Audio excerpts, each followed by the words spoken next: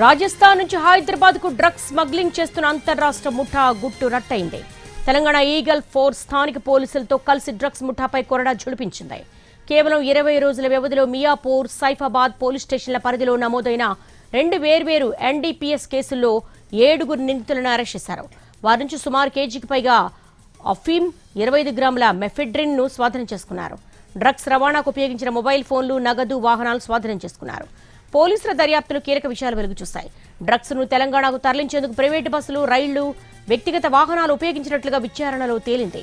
Drugs సరఫరా వ్యవహారాల కోసం మొబైల్ ఫోన్లు, డిజిటల్ కమ్యూనికేషన్తో పాటు యూపీఐ లావాదేవీలను ఉపయోగించినట్టుగా గుర్తించారు.